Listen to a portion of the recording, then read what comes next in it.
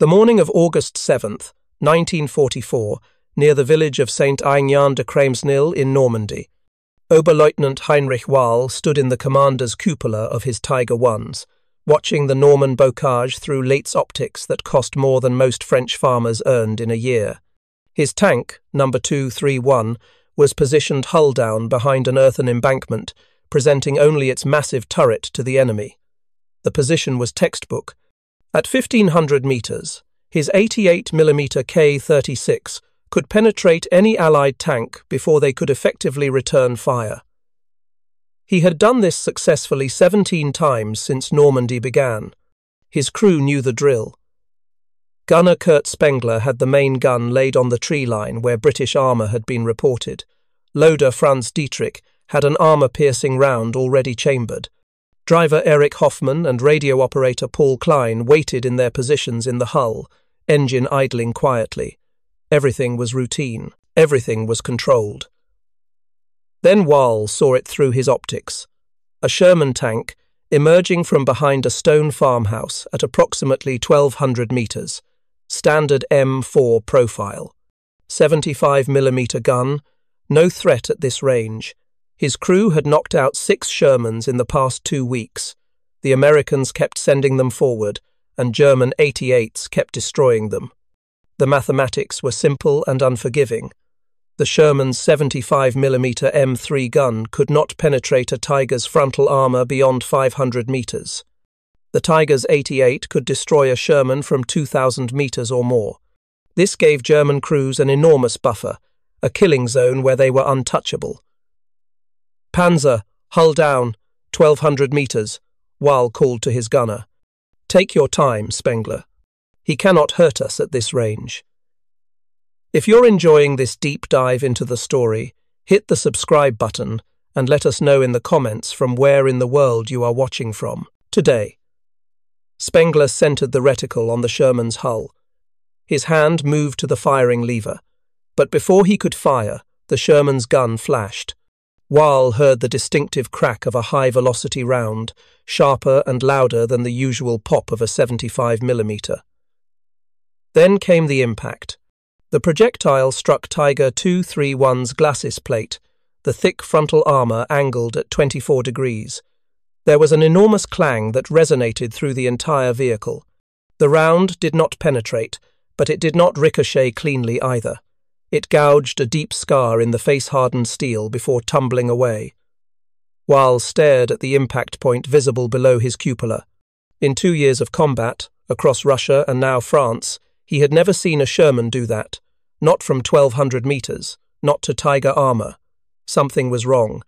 The assumptions that had kept him alive, the comfortable mathematics of range and penetration, had just been challenged by a tank that looked exactly like every other Sherman he had faced. "Fire!" he shouted, urgency replacing his earlier calm. Spengler fired. The 88 roared, the recoil rocking the 60-ton tank on its suspension. Through the smoke, Wahl watched the tracer arc downrange. The round struck the Sherman's turret, but the enemy tank was already reversing, backing into cover behind the stone building. It disappeared from view. Wahl's mind raced through possibilities. A lucky shot? No, the velocity was wrong. An upgraded American gun? Possible, but intelligence had mentioned nothing about this. He keyed his radio to report the contact, but before he could speak, he heard other Tiger commanders on the network, scattered across the Saint-Aignan sector, reporting similar encounters. Shermans that shot harder than Shermans should. Shermans that were dangerous at ranges where they were supposed to be helpless. The comfortable certainty that had governed German armour tactics for the past year, the confidence built on technological superiority and range advantage, had just developed its first crack. Oberleutnant Wahl did not yet know it, but he had just encountered a Sherman Firefly, and the rules of armoured warfare in Normandy were about to change. To understand what Wahl experienced that morning requires understanding what German tank crews believed about their equipment and their opponents. The Tiger I heavy tank, officially designated Panzerkampfwagen VI Tiger Ausführung I, had entered service in August 1942. By the summer of 1944, it had established a reputation that bordered on mythological among both German crews and Allied tankers. The Tiger weighed 54 metric tons in combat trim. Its armour was formidable by the standards of 1944. The glacis plate, the frontal hull armour, was 100 mm thick, angled at 24 degrees from vertical. The turret front was 100 mm thick with minimal sloping. Side armour was 80 mm. Even the rear hull was 82 mm thick. This was not the thin, vulnerable armour of early war tanks. This was fortress-level protection designed to resist the most powerful anti-tank guns the Germans expected to face. But the Tiger's real advantage was not defensive. It was the 88 mm KWK 36 litres, 56 gun, a weapon derived from the famous Flak 36 anti-aircraft gun that had proven devastatingly effective in the ground role during the North African campaign. The KWK 36 fired a 10.2 kilogram armour-piercing projectile at a muzzle velocity of 810 meters per second. At 1,000 meters range, this projectile could penetrate 138 millimeters of vertical armour plate. At 1,500 meters, it could still penetrate 120 millimeters. At 2,000 meters, 110 millimeters. These numbers meant something specific and terrible for Allied tank crews. The standard American M4, Sherman had 63.5 millimeters of frontal hull armour, cast at a 56-degree angle that provided effective protection equivalent to roughly 75 millimeters against flat trajectory fire. The Sherman's turret front was 76 millimeters thick on the gun mantlet. A Tiger could penetrate a Sherman's thickest armour from beyond 2,000 meters. The Sherman, armed with the 75 mm M3 gun, could penetrate about 60 millimeters of vertical armour at 500 meters. Against the Tiger's 100 mm frontal armour, angled at 24 degrees, the Sherman needed to close to 300 meters or less for any reasonable chance of penetration, and even then, only with a perfect shot at 90 degrees to the armour plate. The mathematics created a killing zone. Between 300 meters and 2,000 meters, the Tiger could destroy the Sherman, but the Sherman could not destroy the Tiger. 1,500 meters of standoff distance where German crews could engage with near impunity. This advantage shaped German tank tactics throughout 1943 and into 1944. Tigers operated as long-range snipers, taking hull-down positions that exposed only their thick turret armour, waiting for Allied tanks to advance into range. They had the luxury of patience, of careful aim, of shooting first and shooting accurately because the enemy could not effectively shoot back. The Tiger crew's confidence was not merely technical, it was psychological, built on combat experience that validated their equipment's superiority. At Kursk in July 1943, Tigers of the Heavy Panzer Battalion 503 had destroyed Soviet T-34 tanks at ranges exceeding 1,500 meters, often destroying multiple enemy tanks before the Soviets could close to effective firing range. After Kursk, one Tiger commander reported destroying 22 enemy tanks in a single engagement with receiving penetrating damage to his own vehicle. In Italy, Tigers dominated Allied armour throughout the latter half of 1943. At Salerno, a single Tiger of the Heavy Panzer Battalion 504 knocked out 13 Allied tanks in one afternoon, methodically destroying Shermans as they attempted to advance inland from the beaches. The Tiger was damaged by artillery fire and immobilized but was recovered and returned to service. No Allied tank had penetrated its armour. By the time of the Normandy invasion, German heavy tank crews operated with assumptions built on this success. They assumed their armour was effectively invulnerable to frontal attack from any Allied tank gun. They assumed their main gun outranged anything the Allies could field. They assumed that in any tank versus tank engagement at normal combat ranges, they would win. These assumptions were not arrogance, though there was certainly pride involved. They were tactical calculations based on verified combat experience and known technical specifications. German tank commanders planned their defensive positions around these advantages. A Tiger positioned hull down at 1,500 meters could control an enormous area. Its crew could observe, identify, and engage multiple targets with reasonable certainty that return fire would be ineffective. The tactical doctrine emphasized this standoff capability. Tigers were not breakthrough weapons for 1944. They were defensive anchors, positioned to cover likely Allied approach routes, creating zones of dominance that channeled enemy movement and inflicted disproportionate casualties. The crews themselves developed a particular mentality. They were elite, part of independent heavy tank battalions that received priority for equipment, fuel, and replacement parts. Tiger crews knew they were valuable assets. They knew their training was more extensive than that of standard panzer crews. They knew their equipment cost more and consumed more resources, and represented a significant investment by the German military. This knowledge created confidence, even a sense of invincibility that sometimes bordered on complacency. By August 1944, Tiger crews in Normandy had been fighting for 2 months against overwhelming Allied material superiority. They were outnumbered routinely by ratios of 5-to-1 or worse. Allied fighter bombers controlled the daylight skies. Allied artillery could bring down devastating bombardments on any position that revealed itself. But in direct tank-to-tank combat, the Tigers still dominated. Their crews could look at the smoking wrecks of Allied tanks destroyed at long range and know that their own armour and guns gave them a fighting chance despite the odds.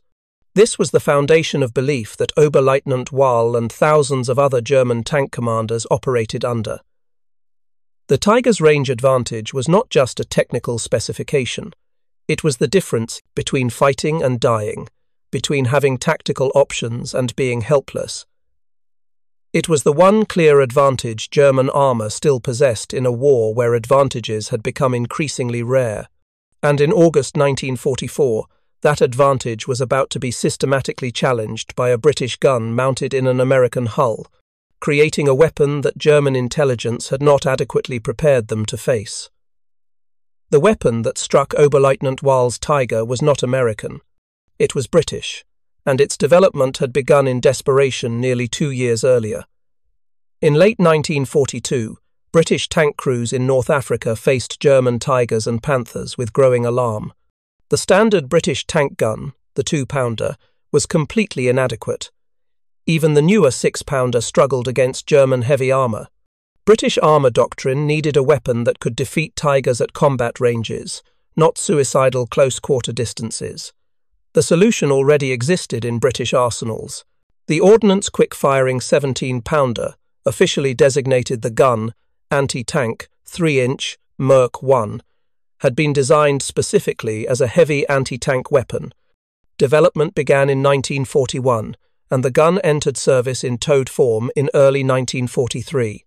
It fired a 17-pound projectile, hence the designation, though the actual shell weight varied by ammunition type. The armour-piercing discarding sabot round, designated APDS, weighed just under 10 pounds, but achieved a muzzle velocity of 1,192 meters per second. This velocity produced extraordinary penetration. At 1,000 meters, the 17-pounder APDS could penetrate approximately 140 millimeters of vertical armor plate. At 500 meters, it could penetrate 160 millimeters. These figures were derived from British testing at the Proof and Experimental Establishment in Shermans. The numbers meant the 17-pounder could defeat Tiger frontal armor at ranges where the Tiger could engage back, eliminating the German standoff advantage. But mounting the 17-pounder in a tank proved difficult. The gun was large, over 2 meters long without the muzzle brake, nearly 3.5 meters with it. British tank designers struggled to fit it into existing turrets. The Cruiser Tank Challenger was developed specifically to mount the 17-pounder, but production was slow, and the tank itself had reliability problems. By early 1944, British armoured units preparing for the Normandy invasion still lacked a reliable, numerous tank mounting the 17-pounder. Major George Witheridge of the Royal Armoured Corps proposed a solution that was both obvious and difficult. The Americans were producing Sherman tanks in enormous quantities. The Sherman turret was larger than most British tank turrets. Perhaps the 17-pounder could be fitted into a Sherman. The concept reached the Ministry of Supply, which authorized experimental mounting in late 1943. The integration was far from simple. The 17-pounder's recoil was violent. The Sherman's turret ring, at 60 inches diameter, was barely adequate. The gun had to be mounted off-center, with the recoil mechanism positioned in a specific configuration to fit within the turret basket. The radio equipment had to be relocated from the turret to the hull, requiring modifications to the tank's internal layout. The loader's position became cramped, with ammunition racks repositioned to accommodate the longer rounds. The gun's length required cutting away a section of the rear turret bustle to allow the breech to recoil properly. British engineers at the Royal Arsenal Woolwich completed the modifications by January 1944. The prototype was tested at Lulworth firing ranges. The gun performed as expected, delivering its full armor-piercing capability without structural failure of the Sherman's turret. The recoil was manageable, though violent enough that crews reported significant noise and vibration. Accuracy was acceptable at combat ranges. The conversion was approved for production. The modified Sherman received the designation Sherman IC in British nomenclature, standing for Sherman 1C variant, with the C indicating the 17-pounder armament. The tanks were officially called 17-pounder Sherman tanks, but crews gave them a different name, one that would stick throughout the war and into historical memory.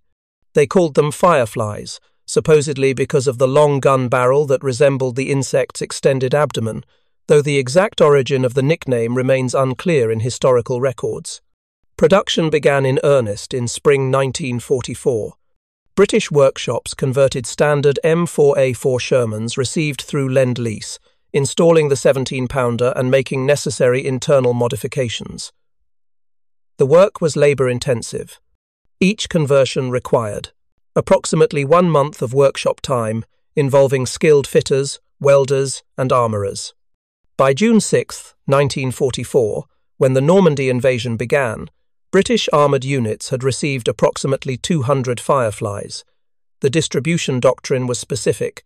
Each standard Sherman troop, the British equivalent of a platoon consisting of 4 tanks, would receive 1 Firefly. The other 3 tanks retained the standard 75mm gun. This 1:4 ratio was driven by production limitations and tactical philosophy. The Firefly was the tank killer, designated to engage enemy armour at long range. The standard Shermans provided supporting fire with high explosive rounds and engaged softer targets. The ratio meant that in a British armoured regiment of approximately 60 tanks, roughly 15 would be Fireflies, giving each squadron significant anti-tank capability while maintaining overall firepower balance. The Firefly's combat debut came early in the Normandy campaign, but its impact was gradual rather than immediate. German tank crews did not instantly recognize the threat. At typical combat ranges in the Norman bocage, where engagement distances were often under 800 meters due to terrain, hedgerows, and limited visibility, the Firefly looked like any other Sherman. The gun barrel was longer, but in the chaos of combat, distinguishing one Sherman variant from another was difficult for stressed, exhausted crews fighting for survival. The first recorded instance of a Firefly destroying a Tiger occurred on June 13, 1944, during the infamous action at Villers-Bocage. This battle is remembered primarily for SS Obersturmführer Michael Whitman's extraordinary rampage through British armoured columns, where his single Tiger destroyed multiple British tanks and vehicles. But the day also saw Whitman's Tiger damaged by return fire, possibly from a Firefly, forcing him to withdraw. The evidence is circumstantial, based on damage reports and unit positions, but it represents one of the first occasions where a Sherman variant engaged a Tiger at extended range with effect. By July, Fireflies were engaging German armour throughout the Normandy front. On July 8th, Sergeant Gordon of the 1st Northamptonshire Yeomanry, commanding a Firefly in his troop, engaged a Tiger at approximately 1100 metres near Christot. His gunner, Trooper Harris, fired 3 rounds of APDS. The first round struck the Tiger's turret side, penetrating and causing internal damage that killed the loader and wounded the commander. The Tiger attempted to reverse into cover, but was struck by a second round that penetrated the engine compartment, starting fires that forced the crew to bail out. Gordon's after-action report noted that his standard Sherman counterparts in the same troop could not have engaged at that range effectively. German crews began reporting encounters with a new Sherman variant with increased firepower in situation reports throughout July and August. These reports were collated at higher command levels, but the intelligence assessment process was slow. German forces in Normandy were fighting desperately to contain the Allied beachhead, and tactical intelligence about specific enemy weapon systems took time to filter through command structures and reach crews in the field. The psychological impact was immediate once crews realized what they faced. Oberleutnant Wahl, after his initial encounter near Saint-Aignan, spent 2 days comparing notes with other Tiger commanders in his battalion. They determined that approximately 1 in every 4 or 5 Shermans they encountered had the high-velocity gun. They could not always identify these tanks visually before engagement, especially at longer ranges or in poor visibility. This uncertainty was corrosive to the confidence German crews had built over 2 years of armor combat. Hauptmann von Rosen, commanding a company of Tigers with Heavy Panzer Battalion 503, wrote in his unit diary in mid-August, "The assumption that we can engage enemy armor at 1,500 meters without effective return fire is no longer valid. Certain Sherman variants possess guns with penetration capability equal or superior to our own at combat ranges. Crews must assume every Sherman is potentially dangerous until proven otherwise." This seemingly simple tactical note represented a profound shift. German Tiger crews could no longer rely on standoff range as automatic protection. They could no longer take their time selecting targets and firing methodically. Every engagement now carried risk even at ranges that had previously been safe. The psychological buffer, the comfortable margin that separated shooting from being shot at, had collapsed. If you find this story engaging, please take a moment to subscribe and enable notifications. It helps us continue producing in-depth content like this. The tactical adjustments followed quickly. German armor doctrine shifted from long-range overwatch to more aggressive close-range engagement, where Tigers could use their superior armor to maximum effect and minimize the Firefly's range advantage. But this brought its own problems. At closer ranges, German tanks exposed themselves to Allied anti-tank guns, infantry-carried bazookas, and air attack. The tactical flexibility that range advantage had provided was gone, replaced by desperate close-quarter fighting where numerical superiority and Allied artillery support could be brought to bear more effectively. By late August 1944, during the battles to close the Falaise pocket, German heavy tank crews had accumulated enough experience with Fireflies to understand the full scope of the threat. The evidence was not theoretical. It was burned into wrecked tanks, dead comrades, and the brutal mathematics of combat loss rates. Statistical analysis of tank losses, compiled from German unit records and post-war research, revealed the pattern.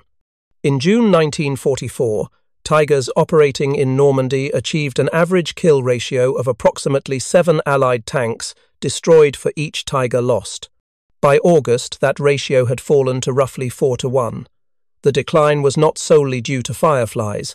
Allied numerical superiority, air power, and improved tactics all contributed. But German after-action reports consistently mentioned long-gun Shermans as a specific threat that had eroded their tactical advantage. Specific engagements drove the lesson home. On August 8th, during Operation Totalize, the Canadian offensive south of Caen, Tigers of Heavy Panzer Battalion 102 engaged British and Canadian armour in open terrain near Sintho. The conditions should have favoured German tactics: long sight lines, hull-down defensive positions, clear fields of fire. But Canadian Sherman Fireflies of the 1st Hussars engaged at ranges exceeding 1,200 metres, destroying 3 Tigers and damaging 2 others before the German formation withdrew. The Canadian unit recorded losing 2 Fireflies in the exchange, both to Tiger return fire, but the engagement demonstrated that Tigers could no longer dominate open terrain against opponents equipped with Fireflies. The physical evidence was undeniable. German recovery crews who examined destroyed Tigers found penetrations consistent with high-velocity armor-piercing rounds, striking at angles and ranges that 75mm Sherman guns could not achieve. Armor plates showed clean holes punched through face-hardened steel, with exit holes on the interior that indicated complete penetration. Metallurgical analysis of the damage, conducted by German ordnance specialists examining recovered vehicles, confirmed that the projectiles had penetrating power comparable to the German 88mm. Interrogation of captured British tank crews provided additional intelligence. Firefly commander from the Sherwood Rangers Yeomanry, captured after his tank was disabled near Falaise, told German interrogators about the 17-pounder's capabilities. He explained the 1 in 4 distribution within troops, the specific tactical doctrine for employing Fireflies against enemy armor, and the ammunition types available. German intelligence officers compiled this information into reports distributed to armor units. But by this point, most Tiger crews had already learned through direct experience. The psychological shift was complete. Feldwebel Hans Becker, a Tiger commander with Heavy Panzer Battalion 501, later recounted in post-war interviews. In Russia, we feared the T-34 for its numbers and mobility, but we knew our gun and armor were superior. In Normandy, against standard Shermans, we had the same confidence. When the long-gun Shermans appeared, everything changed. We could no longer sit back and pick our shots. Every Sherman might be the one that could kill us at range. You could not tell until they fired, and by then it might be too late. This uncertainty was perhaps more damaging than the actual penetration capability. German tactics had been built on certainty, certain their armor would resist, certain their gun would penetrate, certain they could engage first from safety. The Firefly destroyed that certainty, replacing it with doubt. And doubt, in armored combat where split-second decisions determined survival, was a lethal vulnerability. The Tiger's technical specifications had not changed, but the tactical reality had shifted completely. The weapon that German crews had trusted to keep them alive at distance could no longer guarantee safety, and this realization fundamentally altered how they fought for the remainder of the war in Western Europe. The German response to the Firefly threat evolved throughout autumn 1944 as Allied forces pushed eastward from Normandy toward the German border. The solutions were tactical rather than technical, because Germany's industrial capacity could no longer produce sufficient numbers of improved tanks to counter the threat numerically or technologically. The measures taken reveal both the desperation and the professionalism of German armoured forces in the war's final year. First, German crews developed identification techniques to spot Fireflies before engagement. The longer gun barrel was the most obvious identifier, but at combat ranges in European terrain, this was not always visible before the enemy opened fire. Experienced crews learned to watch for other subtle indicators. The Firefly's radio antenna was positioned differently than standard Shermans, mounted on the hull rather than the turret due to the internal reconfiguration required by the 17-pounder installation. The muzzle brake on the gun had a distinctive shape, a double baffle design that differed from American 76mm Sherman variants that began appearing in late 1944. The turret bustle showed slight modification where material had been cut away to accommodate the gun's recoil. These identification features were compiled into recognition guides distributed to German armor units. Tank commanders were instructed to prioritize Fireflies when multiple targets presented themselves, engaging the long gun variants first, even if this meant bypassing closer or more exposed standard Shermans. This tactical priority made sense from a threat assessment perspective, but created its own problems. Focusing fire on Fireflies allowed standard Shermans to close range and engage with their own weapons, and British doctrine specifically used standard Shermans to draw fire while Fireflies maneuvered for shots. German crews also adapted their positioning and engagement tactics. The doctrine of static hull-down positions at maximum range, which had worked effectively against earlier Allied armour, was modified. Tigers and Panthers began operating in mutually supporting pairs, with one tank engaging while the other observed for threats, particularly for the telltale muzzle flash of 17-pounder guns. Mobility increased, with German tanks firing and relocating more frequently to avoid becoming stationary targets for long-range Firefly engagement. These adaptations had mixed success. In the fighting through the Netherlands and Belgium in September and October 1944, German heavy tanks continued to exact heavy tolls on Allied armour. At Arnhem, during Operation Market Garden, German armour, including Tigers and Panthers, destroyed numerous British tanks, including several Fireflies.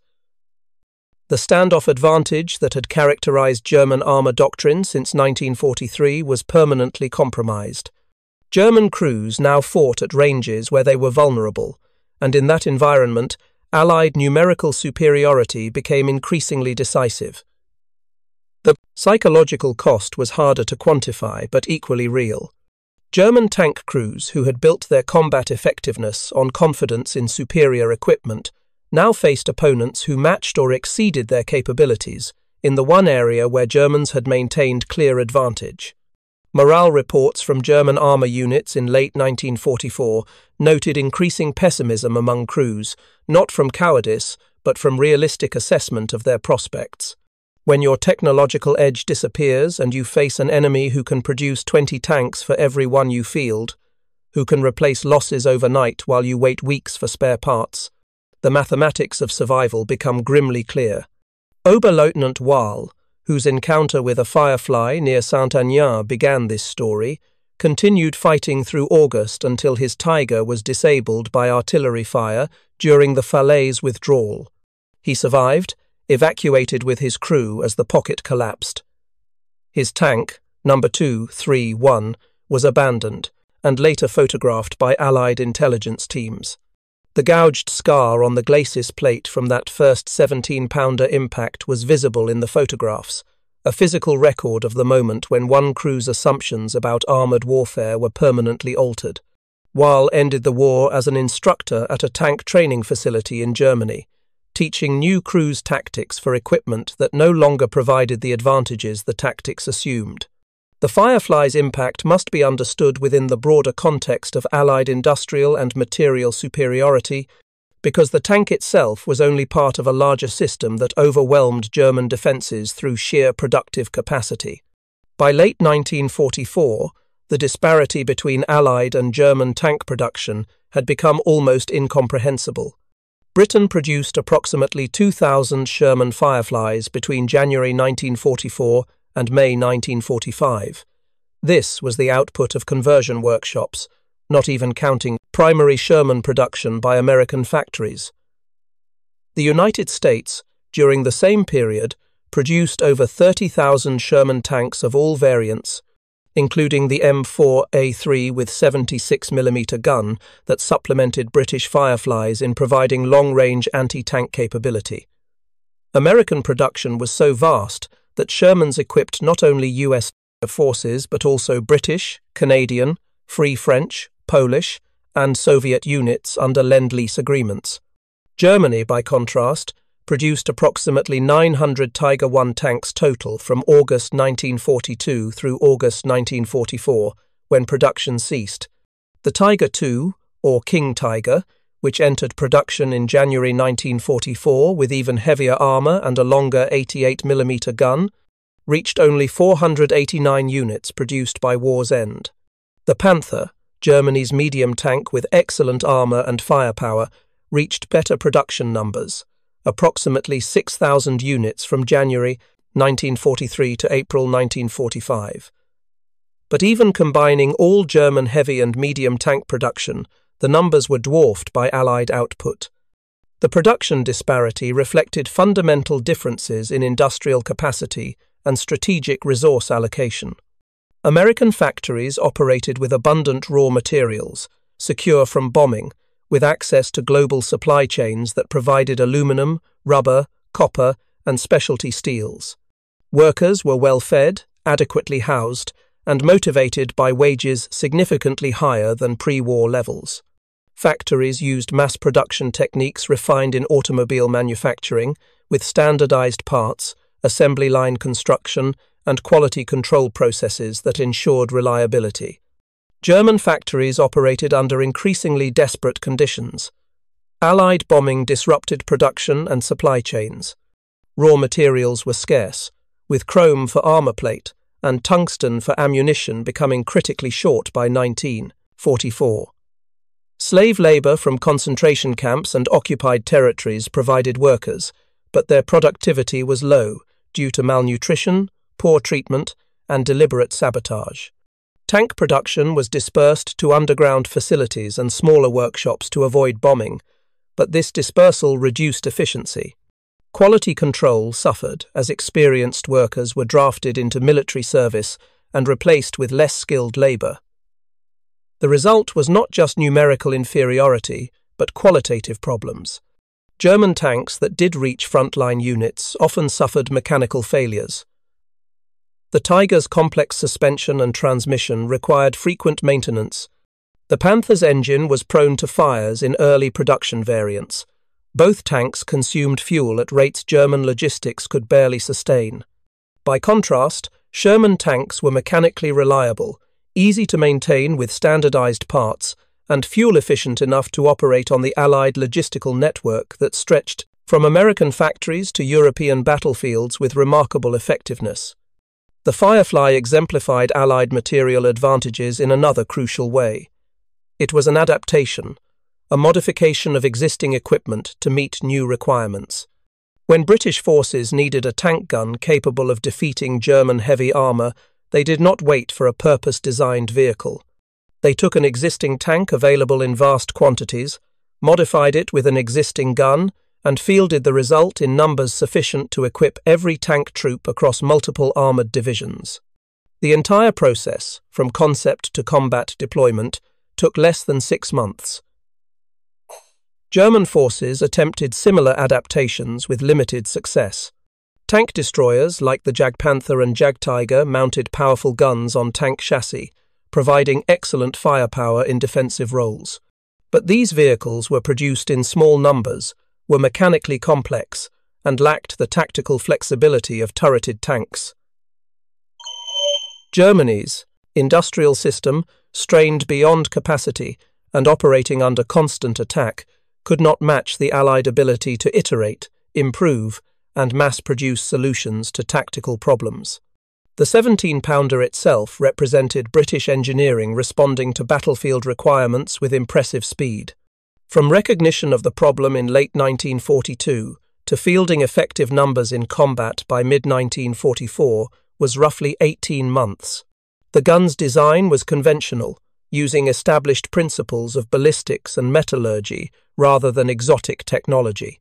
It worked because British industry could produce it in quantity, because British ordnance expertise could develop effective ammunition, and because the logistical system could deliver guns and ammunition to frontline units consistently. The Sherman Firefly's historical significance extends beyond its immediate tactical impact. It represented the definitive end of German armor's qualitative superiority on the Staal's Western Front, a superiority that had been steadily eroding since 1943, but which German crews and commanders had clung to as their primary advantage against numerically superior opponents.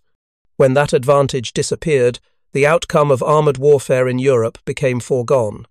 By December 1944, during the Ardennes offensive, Germany's last major attack in the West, the Firefly's impact was fully integrated into Allied defensive doctrine. British and Canadian units equipped with Fireflies formed part of the northern shoulder of the German penetration, engaging German armour as it attempted to expand the breakthrough. At engagements around Schellers and elsewhere, Fireflies destroyed numerous German tanks at ranges where earlier Allied tanks would have been helpless. American forces, by this time equipped with increasing numbers of 76mm gun Shermans and M26 Pershing heavy tanks, provided similar long-range anti-tank capability. German tank crews in the Ardennes offensive fought with the same tactical skill and determination they had shown throughout the war, but they no longer possessed equipment advantages that could offset Allied material superiority. Every engagement became a battle of attrition, and attrition was a battle Germany could not win. Post-war analysis of German tank losses in the Ardennes showed that roughly 40% of German armour destroyed or abandoned during the offensive was knocked out by Allied tanks at ranges exceeding 800 metres, ranges where German crews should have dominated based on pre-Normandy experience. The psychological impact on German crews who survived to war's end was profound and lasting. Post-war interviews with German tank veterans, conducted by military historians and researchers in the decades following 1945, reveal consistent themes. Veterans spoke about the shock of losing their technological edge, about fighting an enemy who matched their capabilities while vastly outnumbering them, about the gradual realization that skill and courage could not overcome material disadvantages. Many expressed not bitterness, but a kind of grim acceptance that Germany had challenged an industrial power beyond its capacity to defeat. Hauptmann von Rosen, whose unit diary entry was quoted earlier, survived the war and was interviewed in 1976. He reflected, "We knew by 1944 that we could not win, but we had believed we could at least fight effectively, make the Allies pay for every kilometre with their tanks burning. The long-gun Sherman took that from us, not immediately, not in one battle, but gradually we realized that we had no sanctuary, no range where we were safe. After that, it was just a matter of time." The Firefly itself served through the war's end and into the immediate post-war period. British armoured units retained Fireflies until they were replaced by new tank designs in the late 1940s. Some Fireflies saw combat in the Korean War with British Commonwealth forces, though by then they were obsolescent compared to newer Soviet and American tank designs. The last Fireflies were retired from British service in the early 1950s, by which time the 17-pounder gun itself had been superseded by more modern weapons. The technical lessons of the Firefly influenced post-war tank design. The principle that a competent medium tank chassis could mount a heavy anti-tank gun became standard practice. NATO forces in the Cold War fielded numerous tank destroyers and gun tank variants that followed this pattern. Soviet tank destroyers like the Su-100 and later ASU-85 reflected similar thinking. The tactical doctrine of equipping standard tank units with specialized tank killer variants continued into the 1950s and 60s until improvements in armor and fire control technology allowed main battle tanks to serve both roles effectively. For the German tank crews who encountered Fireflies in Normandy and afterward, the experience represented a specific, datable moment when their war changed irrevocably. Before, they had fought with hope, backed by equipment that gave them a fighting chance despite impossible odds.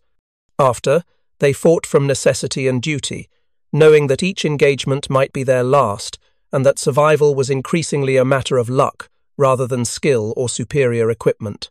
Oberleutnant Heinrich Wahl, standing in his Tiger's cupola on that August morning near Saint-Aignan, watching a Sherman's round gouge his supposedly invulnerable armour, experienced in a single moment what Germany's armoured forces would learn over the following 9 months. The mathematics had changed. The assumptions were wrong. The range advantage that had kept German crews alive and effective was gone, and without it, Tiger tanks were just 60-ton steel coffins, expensive and complex, crewed by brave men fighting for a lost cause with inadequate means. The story of the Firefly and the Tiger is not primarily about technology, though technology shaped every aspect of the encounter. It is about the moment when belief collides with reality, when what you trusted to protect you proves insufficient, when the comfortable certainties that governed your tactical world dissolve under the impact of enemy fire.